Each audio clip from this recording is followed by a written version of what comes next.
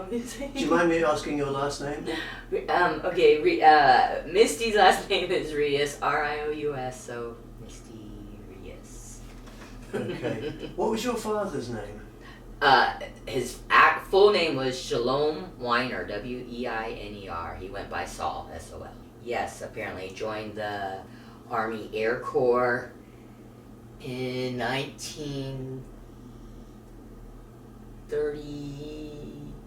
40, I want to say 39 or 40, and ended up stationed here at Nellis Air Force Base in 1963. So it must have been in the 70s when he would take you out? Yes, to, exactly. Yes. Can you tell me what he used to do? So we would go out in the desert and we would sky watch for UFOs, and we would see very cool light anomalies and different like things flying around, and he would tell me stories of this Range 4 Harry and the children and the playground, because I remember I always wanted to go play with the children. And when he would take you out to the desert to see UFOs, was that in the daytime or the nighttime? I remember mostly nighttime. I don't remember doing it much in the And day. tell me what they looked like when you would see them. So the ones that stand out as some of the coolest lights, I don't remember ever seeing like actual ships hovering in us. It was always light stuff. And some of the most I remember, there was one almost the size of the moon up there that seemed to spin and just hover over us, where there were lots of little ones that would fly back and forth and come back to that big one, and then it would zip around the sky somewhere and come back, and they were all doing that, zipping around the sky and coming back to that big one. And during all of that, I would see these like spotlights on the desert ground. We're out there in complete darkness, no one around. And we didn't have like police helicopters back then. The Air Force may have had them, but it wasn't like common to see like police helicopters with spotlights back then at all. But that's what it reminded me of, is what that looks like when they have the searchlight going around the ground. But what stood out was there was never a beam of light. I would try to figure out as a child, this was my mind thought, was to follow that beam of light to where it was coming from, but there was no beam. And that was the weird part, there was no beam, if that makes sense. There was just the light lighting up the desert floor.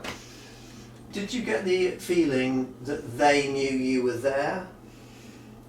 I know I used to always wish and think and pretend that I was a child, I know I was always, I remember being asked if my daddy would ask me, like, what would you do if they landed right here? And I'm like, I'd run up to them and go for a ride, like, I want to go for a ride. And then at one time we brought friends with me. My friends were all, I'd run, I'm scared, I'd run. And I was like the only one that wanted to know, I'm running to them, I want to go for a ride. So yeah, I remember wanting to be their friend and wanting to believe that they knew I was there. I felt like they were there to see me as a child, but I don't know how real that was. I mean, yeah. It was just wishes but yeah, that's what I used to feel like, that I felt like it. I felt like they were looking for me. That's why I was trying to figure out which one was doing it, but there was no beam. And you recall your father talking to you about, telling you stories about Range 4 Harry? Yes. Do you know if your sister recalls the term Range 4 Harry or the name Range 4 Harry? I am pretty sure she recalls that name because when her child was born, she asked me, do you know where Daddy was getting these stories? She was looking for storybooks and wanted to pass on some of the stories Daddy was telling us, and asked me, and at the time, I didn't know where these stories came from. I hadn't seen any documentaries or any of that, and I don't even think we had the internet to even search then. Anyways, yeah, I had no idea where the stories came from and couldn't help her find the books, but she's the one that brought that up one time. I mean, we're going back 20 years, probably 15 years when she asked me this, but yeah, she asked me one time where Daddy found those Range 4 Harry stories. She can't find them. Hi, my name is Mercedes Roberts. Fantastic. And you told me earlier on today that you feel that maybe you had an experience with tall white children when you were young. Yes, I remember when I was about maybe 3, 4 years old. We lived here in Indian Springs. My dad was in the Air Force. And I remember playing in our backyard, which was fenced off, but behind the fence was the desert. And my sister was a year younger than me. And I remember us being by ourselves, which was strange because my mother was very protective of us, but she was nowhere around. And I remember children, playing with children, but they didn't look like other children or dress like other children. And I also remember looking through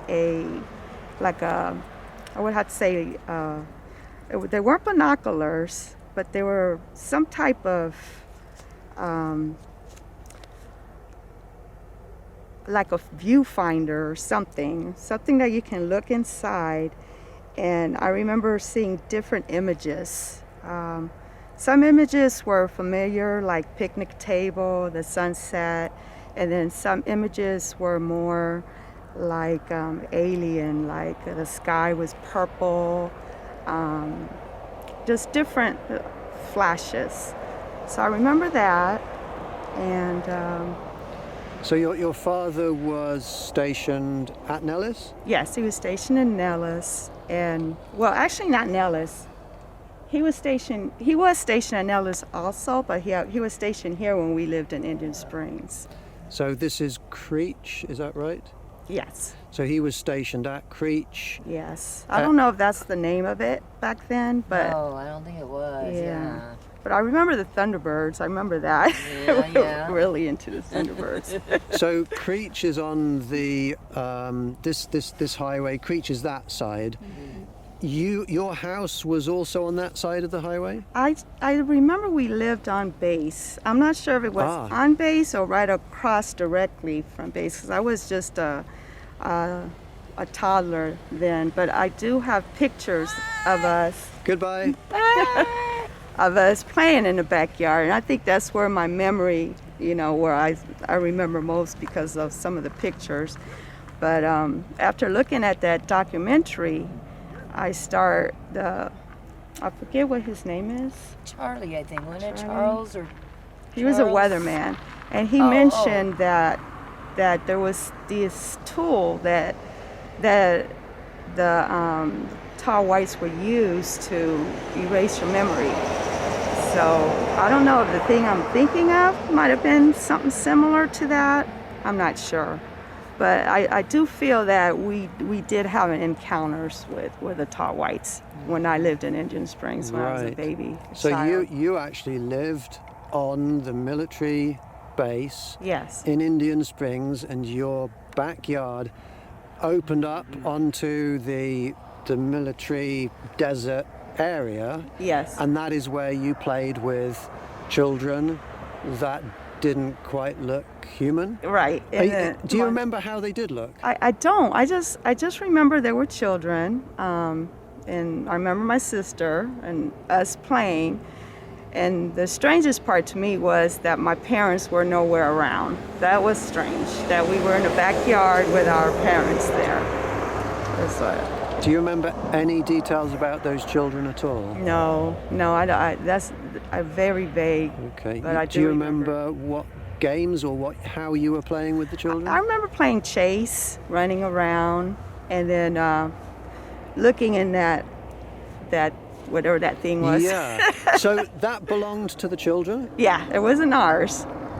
And were the pictures that you were looking at, were they moving images or like a slideshow? I remember it being more like a slideshow. Okay. Now he talked to you about Range for Harry, is that correct? Yes. I remember him more as this like childhood story character, and it's funny, even my sister did too, because when her child was born, she's like, do you have any idea where Daddy used to get those Range for Harry stories? She was trying to find them for her child, as if they were some published books that he was reading from.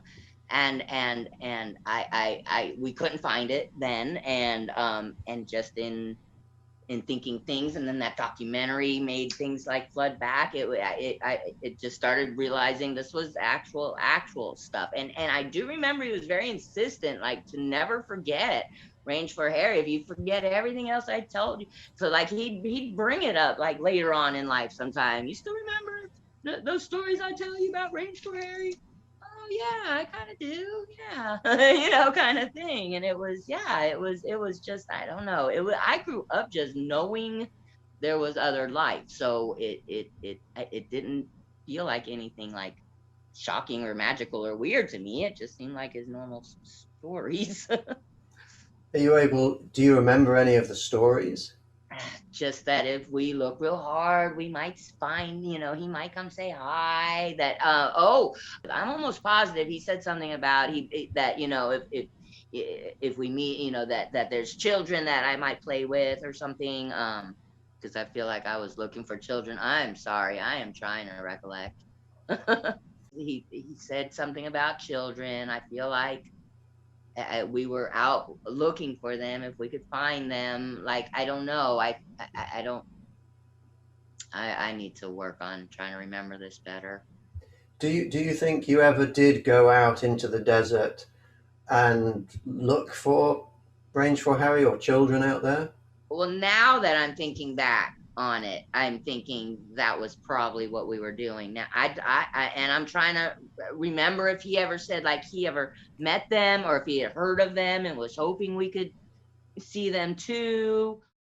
Do you think your encounter with those children has, I don't know, somehow programmed you? Do you think there was an influence that affected you as a person at all? Or do you think it's just like that, that memory has caused you to, and your father have caused you to have this interest? I don't know what exactly caused me to have interest, but I am very passionate towards things of unknown, UFOs, aliens, things of that nature. Always been interested in it since I was a child. So it could have been, I don't know. And you feel that you have sort of a spiritual connection or a psychic connection to them? I do feel that. How does that manifest itself? How do you experience that sort of connection? Well, I see these orbs, and for whatever reason, they seem to be attracted to me. They come wherever I go. I could be out on a balcony, and they'll show up. They'll show up as orbs, or they'll show up as shooting stars. They'll just shoot right by me real quick. Sometimes they get really close, and they're spinning like a Merkaba, just spinning around a light. So I feel I'm connected to them. I don't know how I'm connected. If I'm what do you call it, star seed? But I'm very connected. I feel very connected to them. I have orbs everywhere all the time in my house. It started off with me noticing some of the little statues and angels and things would be turned in the opposite direction randomly. And so I put up CCTV cameras inside to see if I could see any of these things move. I haven't, but I do see that there are orbs all the time, constantly. I put another one in my room, and it explains why I am like awakened all night long, because these orbs are flying all over my house. They've turned on my TV. They've opened the closet door. But it's mostly just kind of hanging out. Oh, I turn on music and they dance and they flash and they spin and they have really pretty colors. But yeah, that's what happens in my house. And I find trinkets. I find trinkets all the time, outside, everywhere. This is just a small sampling of the just shiny little stones and marbles and things that I'm always finding outside on my porch somewhere. I think while you were visiting, even we found one on the wall itself. That was a first, actually. um we were meant to find that one. I think I let you keep that one. And anyways, yeah, so that's something else that I assume is connected, but I don't know. So over to Laura. Well, like I said, before I've been in Vegas for probably about 27 years, and when I got here, I started having weird dreams about mostly little gray guys who'd come out of my closet and things like that. And I was taken in front of like where the judge would sit and everything, and they were judging me. And ever since then, I've had a series of dreams, but I never had seen anything in real life. And I'm glad to answer any questions about that. And I've also seen a tall white in town. I stood right in front of him in Trader Joe's one time. And I didn't know what a tall white was at the time. He was really tall and thin and like a very unusual looking, very like the light blonde hair and everything. I found out those are their characteristics later on. But I have a tendency to be able to see through people's disguises really fast. And so I think I was seeing him and nobody else could. And so I started talking to him in my head, and I'm like, you're like a walking antenna, aren't you? And I was just like sort of chatting at him and being friendly and everything, and he turned right around and looked, because I was right behind him, and he looked right at me, and he got really scared, and then he checked out really fast and was nervous and dropping his pen, and just disappeared right away. It was like weird. So, I mean, I can't prove anything, but I'm pretty sure that was a tall white. How tall was he? Oh, gosh, he must have been about like at least 6'5", very tall. He could have been taller than that even, but I think it was 6'5". Do you feel that our perceiving them as human, do you think they are biologically shape-shifting, like technologically or biologically shape-shifting, so that they actually physically are humanoid, or do you think it's a mental projection? Humans are very adaptable, and they're very, very easy to manipulate in what they perceive. You know, we're very malleable. It's a gift, but it's also a curse. So I think that when these ETs, or whatever you want to call them, are doing this, it's really just they manipulate all the things around them to project. It's like that. It's not that they're actually shifting. So Misty, am I correct that this location here is where you think your father would take you out? Yes, all of this is looking...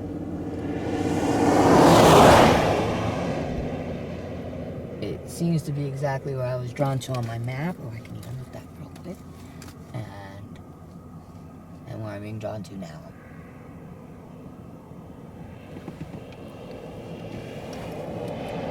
There's something in the middle of that. That's what I was wondering about too. That? And also further to the left. I don't see good enough. That's why I was hoping your zoom was good enough to... Whoops. I should have grabbed my glasses out of your trunk too. I like it here. I like it here. I am cold, and I'm afraid they might be cold, but I think we're on the right track. For sure on the right track, and we're in the right area. So range 4 is somewhere out there.